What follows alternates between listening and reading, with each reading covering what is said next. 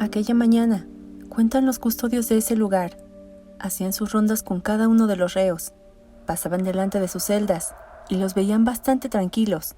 Algunos todavía dormían, pero una vez que pasaron frente a la celda de Jaime Osuna, la calma llegó a su fin y mostró a un psicópata del cual desconocían las causas por las que había ingresado.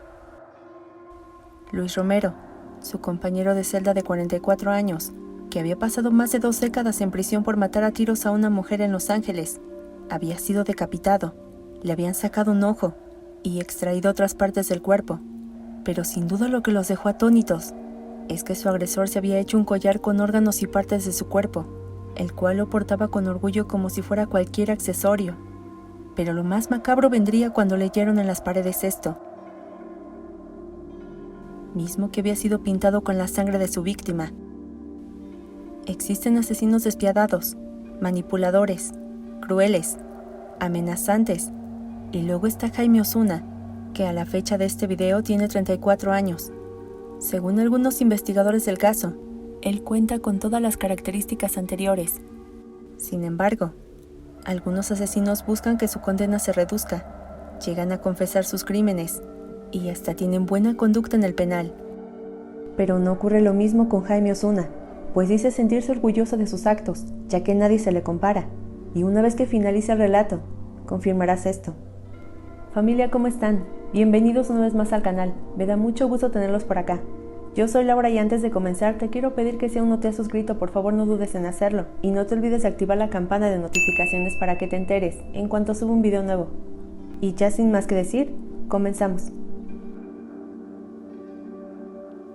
El preso, identificado por las autoridades estadounidenses como uno de los reos con alta peligrosidad, nació producto de un embarazo no deseado, el 3 de julio de 1988, en Bakersfield, California. Sus progenitores, Michelle de 19 años, y su padre cuyo nombre se desconoce, desde un inicio se sintieron mal al saber de su llegada, pues ambos no tenían qué ofrecerle, ya que su economía era bastante mala.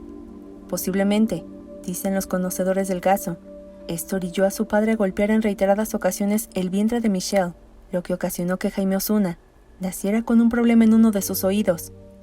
Pero esto era solo el inicio de los brutales ataques que recibiría por parte de su padre, y como una prueba de lo anterior, es que con tan solo 1 año, el niño fue arrojado desde el vehículo de su padre en movimiento, pues detestaba oírlo llorar.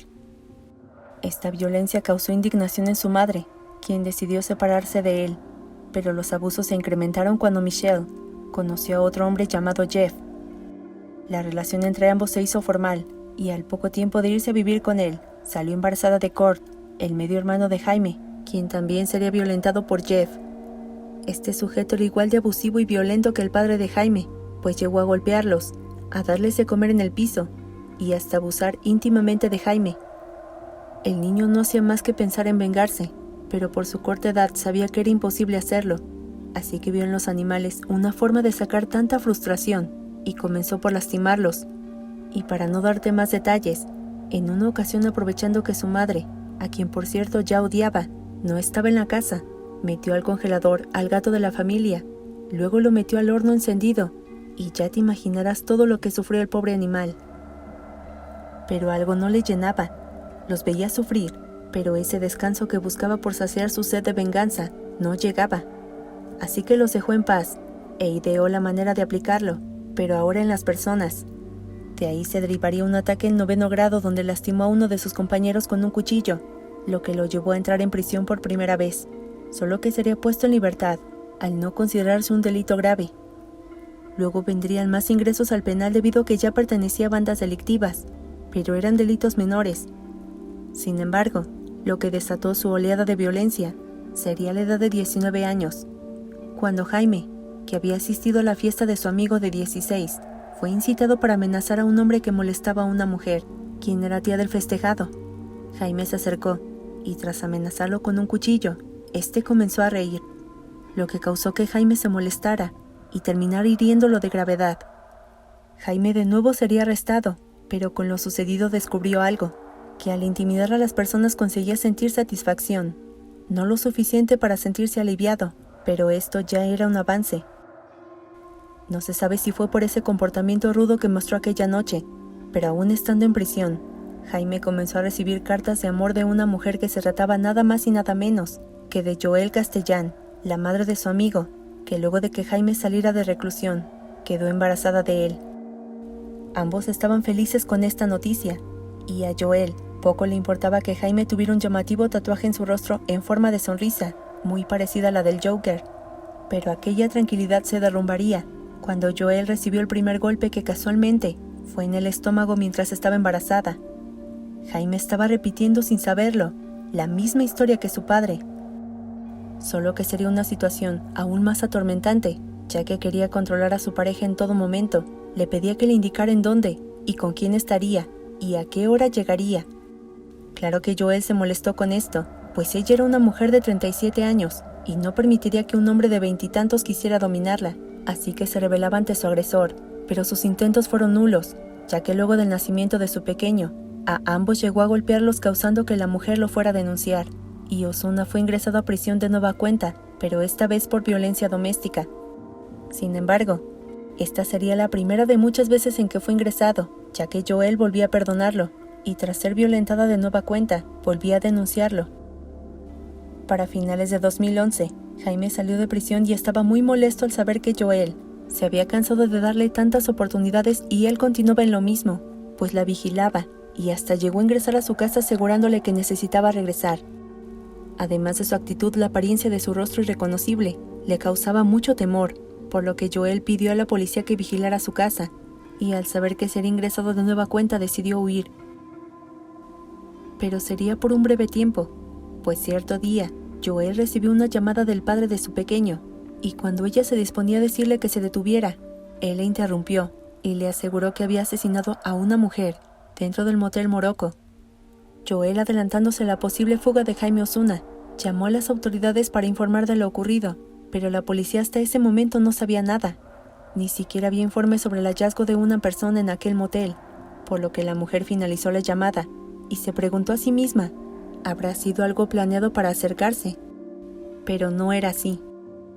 Pues días más tarde, mientras limpiaban una de las habitaciones del motel, encontraron el cuerpo de Ivette Peña, madre de 6 hijos, y quien había sido abusada, asesinada de múltiples heridas y asfixiada hasta la muerte. Al saber esto, la policía recordó que días previos había recibido la llamada de Joelle, por lo que la contactaron, y ella volvió a confirmarles sobre la información que había recibido. Dio el nombre de Jaime Osuna, y hasta les indicó dónde podían encontrarlo. Jaime fue localizado en casa de sus abuelos, y una vez que fue llevado a la comisaría lo interrogaron, pero el momento fue muy breve, pues no podían sacarlo de su versión, que al llamar a Joelle, solo lo había hecho para asustarla, por lo tanto era inocente. La autopsia, debido a la forma en cómo la habían dejado, tardó 8 meses, tiempo en que Jaime estuvo detenido, y al ver su comportamiento poco a poco se dieron cuenta que mentía, pues Ivette Peña había sido asesinada 5 días antes de ser encontrada por los empleados del motel, es decir, coincidía con la fecha en que Osuna había llamado a Joelle. Pero lo que llamó su atención es que era bastante indolente, no mostraba ningún signo de arrepentimiento, y lo peor es que al conocer que mientras la lastimaba, la mujer seguía con vida, notaron el nivel de monstruosidad al que se iban a enfrentar. Una vez que volvieron a interrogarlo, le informaron que además de lo anterior, habían encontrado ADN de él en el cuerpo en descomposición de la mujer, a lo que Jaime Osuna comentó que habían intimado, pero que había sido consensuado, mas no obligado, así que no tenían derecho a culparlo sin suficientes pruebas. Su rostro era tan sereno que podías creer cada palabra que salía de su boca para evitar ser inculpado, pero no funcionó por mucho tiempo, ya que apoyándose en estas pocas pruebas, lo encerraron hasta que otros datos salieran a la luz. Y vaya que comenzaron a conocerse, pero no de Jaime, sino de Ivette Peña, quien tuvo una vida igual de complicada que Osuna. Fue abusada por su padrastro, golpeada por sus padres, y además también fue producto de un embarazo no deseado. Esto la llevó a refugiarse con hombres malos, dedicados a realizar actos delictivos. Por ello es que tuvo 6 embarazos y al poco tiempo perdió la custodia, al considerar que no era apta para educarlos. Ivette no tenía un rumbo fijo en la vida, por ello cayó en las redes de Osuna cuando lo conoció, pues sabía cómo enredar a sus presas para conseguir su objetivo. Una vez que se llegó al juicio de Osuna, continuaba con su actitud que decían los abogados. No era para retar a la autoridad, sino porque Jaime Osuna desconocía la empatía y la humanidad. y como prueba que poco le importaba a quién afectaría con sus actos, es que llegó a enviar cartas al juez escritas con su sangre, en donde le indicaba que si lo consideraba culpable, aunque fuera inocente, debía ser más observador a su alrededor, pues su expareja era agresora y abusadora de su hijo. Era tan buen manipulador que hizo dudar al juez, y tras tener una breve conversación con el niño detuvieron a Joel, pero sería por un corto tiempo, ya que descubrieron que también había manipulado a su hijo, así que la dejaron en libertad. Ahora la pregunta era, ¿cómo lo había hecho? Pues no tenía cercanía con el menor, y la respuesta nunca lo obtuvieron. Su rostro llamaba demasiado la atención, pues no era común encontrarse con un reo con esta particular característica, así que la reportera, Olivia Lavois, en 2017 se acercó a él para entrevistarlo, y fue bastante abrumador escuchar todo lo que confesó. Entre esto, que sí había asesinado a Yvette, detallando hasta la forma en cómo había acabado con su vida. ¿Era lo que quería Ozuna, hacerse famoso? Se preguntaban las autoridades, pues durante todo ese tiempo se había hecho pasar como un inocente, y en parte tenían algo de razón, pues sostenía que no se arrepentía de nada, que era sádico, perverso, que disfrutaba hacerlo porque era placentero lastimar a otros, y que cometería más actos igual de crueles, pues no podía detenerse. Ozuna también confesó que no era su primera víctima, pues anteriormente lo había hecho con un hombre de 27 y una mujer de 32 años, a quienes de igual forma asesinó de forma despiadada. La entrevista original tuvo que ser modificada para respetar a los familiares de las víctimas, pues era bastante fuerte, y esto ayudó para sentenciar al acusado el 14 de mayo de 2017 a cadena perpetua sin libertad condicional, y al escuchar el veredicto su abogado aseguró que Ozuna fue quien llevó el rumbo de todo, pues si él no hubiera querido, jamás lo habrían capturado. El veredicto final causó emoción entre la población, quienes pedían la pena de muerte, pero esto ya no se podía llevar a cabo, ya que se había llegado a un acuerdo en donde Jaime, al declararse culpable, libraría esta condena, así que ya no se podía hacer algo al respecto. Al ser un reo con alto grado de peligrosidad, tenía ciertas restricciones. Por ejemplo, tenía solo 1 hora para salir y comía custodiado en caso que quisiera quitarse la vida, algo que no estaba en sus planes. Y al mostrar una buena conducta fue enviado a una celda compartida. Ahí estaba Luis Romero, el preso que te mencioné al inicio del video, que ya llevaba 27 años encarcelado y por buena conducta estaba próximo a obtener la libertad condicional.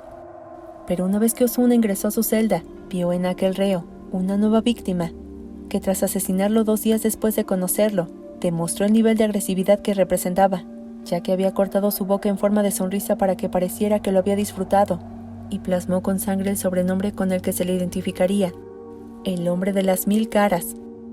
Ahí confirmaron que no merecía estar libre, pues había cumplido con su palabra. Sus actos no se detendrían. El hombre de las 1000 caras, en referencia a los tatuajes que cubren su rostro, no fue condenado por el asesinato de Luis Romero, pues quienes también estaban implicados eran los cuidadores de la celda, que en su defensa informaron que los presos estaban vivos, que Jaime jamás mostró algún comportamiento agresivo y que eran vigilados cada determinado tiempo para comprobar que estuvieran bien, así que era injusto que los culparan. Pero una vez que la familia de Romero se hizo presente, comenzaron con las investigaciones y descubrieron que se había colocado una manta en los barrotes de la celda durante toda la noche.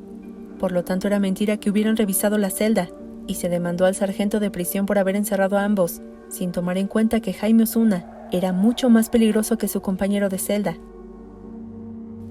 Pero tras revisar las fallas en el proceso de investigación se determinó que los cuidadores debían recibir un castigo. Uno de ellos fue despedido, mientras que a otro se le reduciría su salario hasta que las autoridades del Estado consideraran que era el momento de suspender el castigo. Pero tras apelar esta decisión, ambos se salieron con la suya y libraron a la justicia, pues del despido fue una suspensión, mientras que reducir el salario hasta 3 años solo fue por 24 meses. Nuevamente Jaime Ozuna se declaró inocente de este cargo y de otros más en el Tribunal Superior de Kings, y al notar este comportamiento, fue transferido al programa de hospitalización psiquiátrica en la prisión estatal de Valle de Salinas, en donde se le diagnosticó esquizofrenia, trastorno de personalidad antisocial y un trastorno límite de personalidad, en donde meses después informó a la corte que no estaba capacitado para enfrentar un nuevo juicio por el caso de Luis Romero, y aún están en la espera de que finalice el tratamiento para que haga frente al homicidio, del cual está segura la familia del occiso no recibirá la justicia que merece. Pues familia, eso es todo por este día, espero que te haya gustado, y si es así, por favor regálame un like y compártelo con tus amigos y conocidos para que nuestra familia sea cada día más grande. Yo soy Laura y ya sabes que te espero en el próximo video con una historia nueva, que seguramente será aún más estremecedora. Familia, que tengan un excelente fin de semana, les mando un abrazo muy fuerte hasta donde estén. Cuídense mucho y nos vemos en el próximo video.